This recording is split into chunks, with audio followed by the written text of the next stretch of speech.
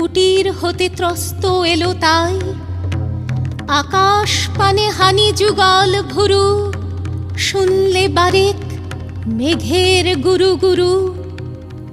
কালো তা সে যতই কালো হোক, দেখেছি তার কালো হরিণ চোখ।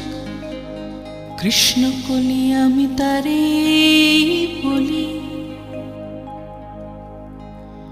পূবে বাতাস এলো হঠাৎ ধে, ধানের খেতে খেলিয়ে গেল ঢেউ।